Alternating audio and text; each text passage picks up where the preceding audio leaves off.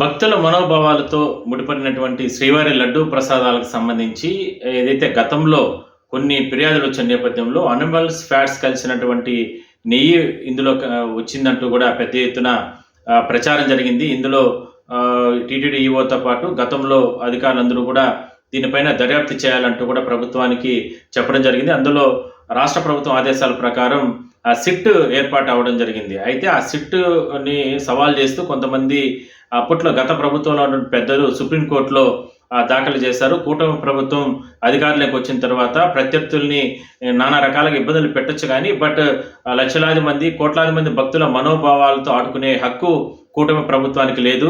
అంటే ఎటువంటి స్వామివారికి సంబంధించిన లడ్డూ ప్రసాదాల్లో అనిమల్స్ ఫ్యాట్స్ కలిసినటువంటి నెయ్యి వచ్చిందంటూ కూడా ఈ రకంగా గతంలో ఉన్న పాలకులని మమ్మల్ని అందరినీ కూడా భగ్నం చేసే రకంగా ఈ రకంగా వ్యవహరిస్తుంది. ఇందులో వాస్తవాలన్నీ కూడా నిజంగానే బయటికి రావాలి అని అంటూ కూడా వాళ్ళు దీనికి సంబంధించి సిబిఐ అధికారులు సిబిఐకి కేసును అప్పగించాలి. అదేవిధంగా సుప్రీంకోర్టు సిట్టింగ్ జడ్జితో విచారణ జరిపించాలి. లేదంటే సుప్రీంకోర్టు మార్గదర్శకాల ప్రకారం వాస్తవాలన్నింటినీ కూడా బయటకు తీసుకురావాలి. అప్పుడే నిజాలన్నీ కూడా కోట్లాది మంది భక్తులతో పాటు ప్రజలకందరికీ కూడా తెలుస్తుందంటూ కూడా సుప్రీంకోర్టులో పిల్లు వేయడం జరిగింది. అయితే ఆ కేసుకు సంబంధించి ఇప్పటికే సుప్రీంకోర్టు ఒక ఆదేశాలు ఇవ్వడం జరిగింది.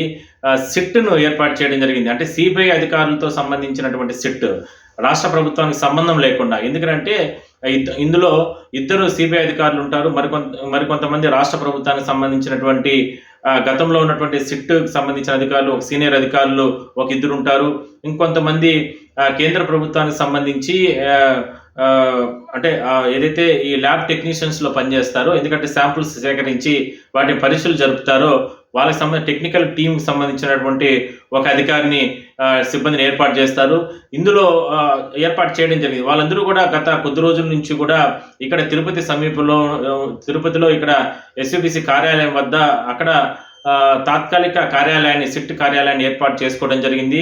వాళ్ళు మార్కెటింగ్ శాఖకు సంబంధించి గతంలో ఏ విధంగా ఈ టెండర్లు ప్రక్రియ, ఎందుకంటే ఇప్పుడు ఆరోపణలు వచ్చేది ఏరా అంటే చెన్నైకి సంబంధించి ఏఆర్ కంపెనీ నుంచే ఈ రకమైనటువంటి నెయ్యి వచ్చిందనేది ప్రధానంగా ఆరోపణ. మరి ఆ కంపెనీలో అక్కడికి కూడా వెళ్ళి వాళ్ళ స్టాండర్డ్స్ ఏంటి, వాళ్ళ వ్యవహారం ఏంటి, వాళ్ళు ఏ విధంగా ఈ నెయ్యిని తయారు చేస్తారు, ఎక్కడి నుంచి దానికి సంబంధించిన మెటీరియల్ అంతా కూడా కంపెనీకి తెప్పించుకుంటారు, దాని తర్వాత అక్కడ ఏ విధంగా తయారు చేస్తారు, ఎక్కడికి వీళ్ళు పంపిణీ చేస్తారు. ఒక తిరుమల ఆలయంతోనే కాకుండా ఇంకెక్కడైనా సరే ఆలయాలకు కానీ లేదంటే ఇంకెక్కడైనా సరే వీళ్ళు ఎక్కడ అమ్మకాలు జరుపుతారనే దానిపైన కూడా దృష్టి పెట్టడం జరిగింది. అందులో వీళ్ళు వాడేటటువంటి పదార్థాలకు సంబంధించి నెయ్యికి తయారు చేసే సమయంలో ఆ ముడి సరుకులకు సంబంధించినటువంటి అంశాలపైన కూడా సిట్టు లోతుగా దర్యాప్తు చేస్తా ఉంది. ఎందుకంటే ఇది చాలా సెన్సిటివ్ ఇష్యూ, కోట్లాది మంది భక్తుల మనోభావాలకు సంబంధించి. ఎందుకంటే గతంలో తిరుమల ఆలయంలో లడ్డూ ప్రసాదాల్లో ఇట్లా అనిమల్స్ ఫ్యాట్స్ కలిసినటువంటి నెయ్యి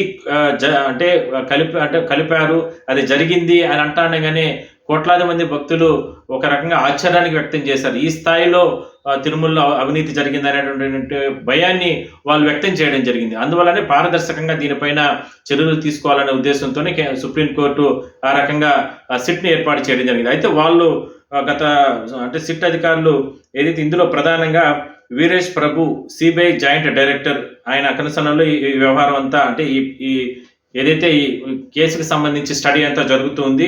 ఇందులో మురళీ రాంబా సిబిఐ ఎస్పీ విశాఖపట్నానికి సంబంధించినటువంటి ఆయన, ఇంకొక ఆయన వచ్చి అంటే రాష్ట్ర ప్రభుత్వానికి సంబంధించి Sarvashreshtha Tripathi IG rank Guntur range పరిధిలో ప్రభుత్వ అధికారి, అదేవిధంగా గోపీనాథ్ జెట్టి గారు డిఐజీ విశాఖపట్నం రేంజు, అదేవిధంగానే ఎఫ్ఎస్ఐకి సంబంధించి అంటే food safety standards authority of ఇండియాకు, అంటే ఇందాక మనం చెప్పుకున్నట్లు ఏదైతే ఈ ల్యాబ్ టెక్నీషియన్కి సంబంధించి వాళ్ళు కొంతమంది సిబ్బంది ఇందులో ఉంటారు.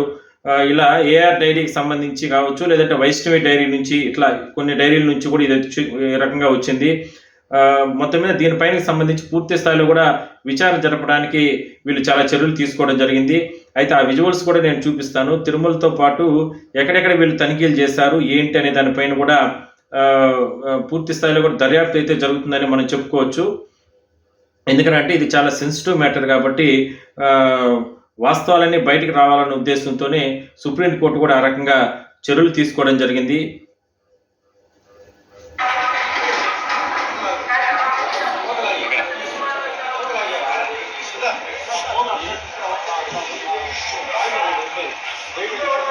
తిరుమల కొండపైన చాలా ప్రాంతాల్లో ఈ రకంగా తనిఖీలు సిట్ అధికారులు చేయడం జరిగింది. చూడొచ్చు, ఇదే నెయ్యి ట్యాంకులు. తిరుమల ఆలయం పక్కనే ఈ నెయ్యి ట్యాంక్స్ ఉంటాయి. ఆ నెయ్యి ట్యాంకుల కాడ కూడా తనిఖీలు చేశారు. అంటే ఎట్లా ఏఆర్ డైరీ నుంచో లేదంటే రకరకాల ఈ ఆరోపణలు ఏదైతే కంపెనీల నుంచి వస్తున్నాయో అక్కడ ఎట్లా వస్తుంది నెయ్యి, దాని తర్వాత అక్కడ తీసుకొచ్చిన తర్వాత ఇక్కడ ఏ విధంగా వాటిని భద్రపరుస్తారు, దానిపైన కూడా సిట్ బృందం దర్యాప్తు చేస్తున్నారు. అయితే అంటే చాలా అంశాల్లో ఏఆర్ డైరీ నుంచే కాకుండా వైష్ణవి డైరీ ఇవన్నీ ఉన్నాయి కదా, అక్కడి నుంచి కూడా కనీసం జాతీయ రహదారిపై టోల్ గేట్ల కాడ కూడా చెకింగ్ జరుగుతుంది. అంటే అప్పుడు వచ్చిన సందర్భం, ఆ టైమింగు, అంటే మార్గ మధ్యలో ఎక్కడైనా సరే ఇలాంటివి సీల్ ఓపెన్ చేసే లారీలకు ఇట్లా ఏదైనా కలిపారు, ఇట్లా రకరకాలని అంశాలను దృష్టిలో పెట్టుకొని సిట్ దర్యాప్తు అనేది జరుగుతుంది. ఆ టైమింగ్స్, కంపెనీ నుంచి ఎంత టైంలో బయలుదేరింది, దాని తర్వాత రోడ్డుపైకి వచ్చిన తర్వాత ఎట్లా వెహికల్స్ వస్తాయి, ఇట్లా రకరకాలుగా అంశాలపైన కూడా దర్యాప్తు చేయడం జరిగింది. చూడొచ్చు,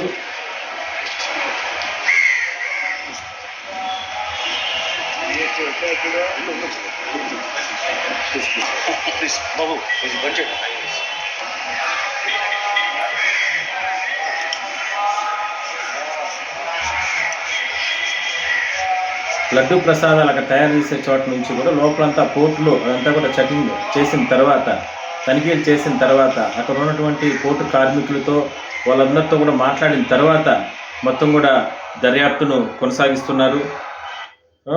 ఈ రకంగా దర్యాప్తు అనేది కొనసాగుతుందని మనం చెప్పుకోవచ్చు. ఇందాక లడ్డూ ప్రసాదాల ఫోటో అదంతా అక్కడ చూసాము. ఇక్కడ వచ్చి లడ్డూ ప్రసాదం తయారైన తర్వాత వాటన్నిటిని కూడా భద్రపరుస్తారు, తీసుకొని వస్తారు కాబట్టి భక్తులకు ఇస్తూ ఉంటారు కాబట్టి అక్కడ కూడా తనిఖీలు చేయడం జరిగింది. అయితే మొత్తం మీద మరో కొద్ది రోజుల్లోనే, అతి తక్కువ సమయంలోనే ఈ కేసుకు సంబంధించినటువంటి వాస్తవాలన్నింటినీ కూడా బయటకు తీసుకొస్తారు. దాని తర్వాత సుప్రీంకోర్టుకి సీల్డ్ కవర్లో సిబిఐ డైరెక్టర్ ఆయన చేతుల మీదుగా సుప్రీంకోర్టుకి ఈ నివేదిక అనేది ఇవ్వబోతుంది. దాని తర్వాత అందులో వాస్తవాలు ఉంటే ఖచ్చితంగా చర్యలు అనేది ఉంటాయి. ఏది ఉన్నప్పటికీ కూడా వాస్తవాలన్నింటినీ కూడా రిపోర్టు ప్రకారం అవన్నీ కూడా బయటకు వచ్చే, దర్యాప్తులో వాస్తవాలన్నీ కూడా బయటకు వచ్చే అవకాశం ఉందని మనం చెప్పుకోవచ్చు.